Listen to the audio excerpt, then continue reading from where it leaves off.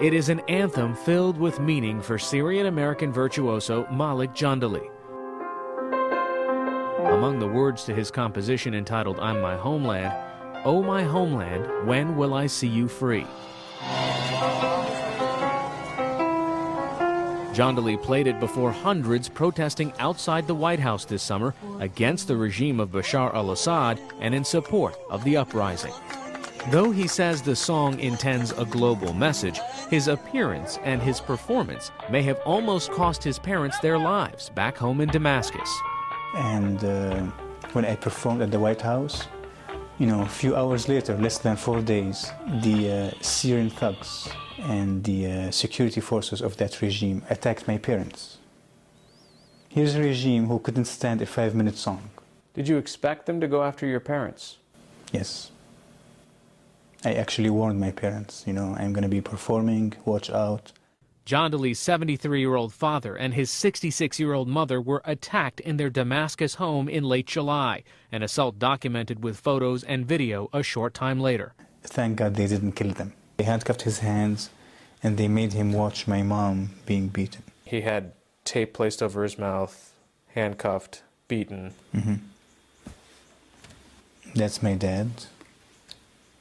That's my mom after the attack. She's bleeding from her eye and her head. Mm-hmm. You can see her neck too. Shortly after the attack, Jandali's parents were granted emergency visas to be with their son here in the U.S.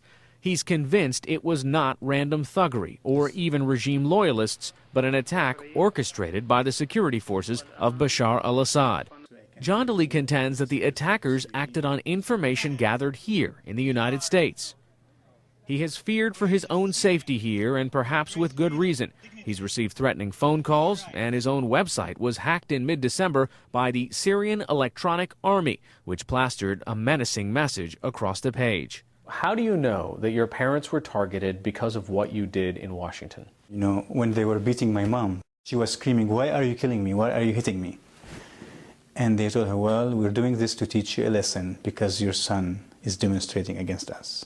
I have no doubt in my mind that there is a group of people who are surveilling, monitoring the Syrian American community, and it's managed by the Syrian embassy in Washington. That's a charge the Syrian government categorically denies.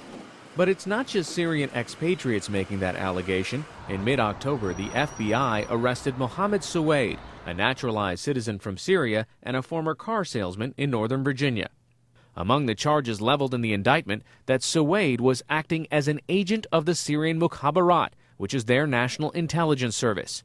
The indictment alleges he was actively spying on the expatriate community here and passing information back to Syria, where relatives of U.S.-based protesters would then be threatened or killed.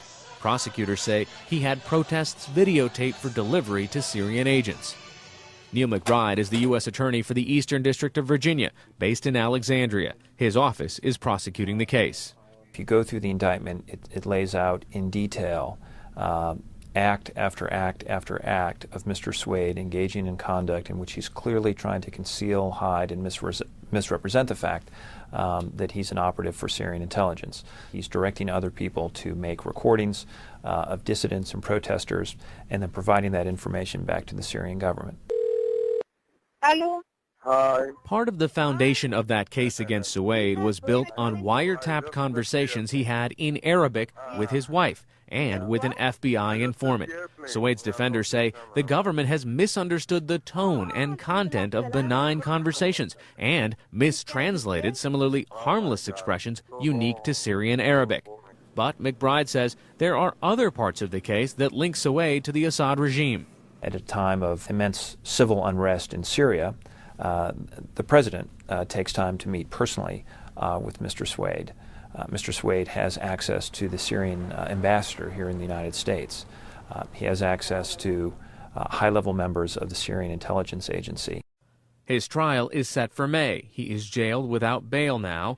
Though Suwaid freely admits he's an Assad supporter, his family and associates say he wouldn't risk his and his wife and children's livelihoods here. They insist he's innocent. Suwaid expressed a desire to be interviewed by the NewsHour, but our requests were denied by the authorities who hold him. His public defender also declined to speak on the record.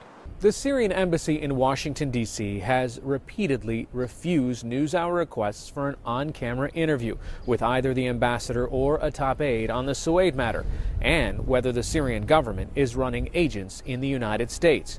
But in a statement, they did say there have been concerted efforts recently by individuals and the media to spread lies and distortions regarding the embassy of Syria. These preposterous allegations claim that the embassy is involved in targeting or intimidating Syrian expatriates in the U.S., which is absolutely untrue. The Syrian American community is divided between support for the uprising and for the Assad regime. At a Syrian Orthodox church outside Washington, not a single parishioner wanted to talk about their riven homeland. The congregation's pastor, Fadi Abdullahad, struck a careful middle ground. We are with those people who asked rightly for their rights. They want it in the right way, going on the streets if they like, demonstrating peacefully, but not with those people who carry arms. Only 10% of Syria is Christian, and the Assad regime has allowed them to practice and even attain high rank in the Syrian government.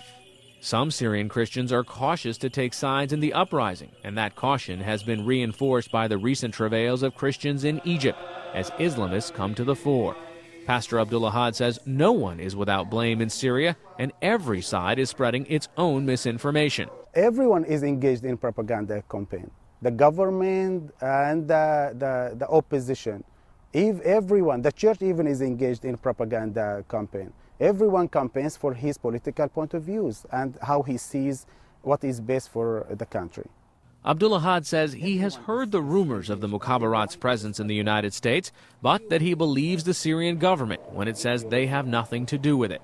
I have heard it through the news, and I have went to the Syrian embassy in D.C. and the statement posted over there that the embassy itself has nothing to do with it, and it never recruited anyone to work for it who is American and who lives in the U.S. Those denials meant little at a recent meeting of the Syrian American Council outside Washington. Speaker after speaker denounced the Damascus regime, speaking and singing of a Syria without Assad. Many told us stories of family harassed, assaulted, or worse, allegedly because of actions taken by their family members here in the U.S. Muna is from Michigan. She did not want her last name used for reasons that will become apparent. Her father, who left Syria 40 years ago, was marching outside the Syrian embassy this past spring when the ambassador invited him and others in to talk. So he gave his first name, his last name, where he was from, and then same day, and I got a text from my sister in Abu Dhabi saying, isn't this crazy? The Mukhabarat just came to my uncle's house in Dar'a and asked, what's your brother up to over there in America? Another uncle of hers later died from a brutal beating security forces meted out when they came to arrest one of his sons. She told us that 10 cousins were also rounded up, tortured, and beaten. Muna said if she thought it would make a difference to her family's safety, she would stop protesting. You know, Mukhabarat are everywhere in the Syrian community, so I'm certain that, you know, there's surveillance, but to me that's not gonna stop. The wall of fear is down now. But whether any part of that wall was ever built here will be a key issue when Mohammed Suwaid is brought to trial next spring.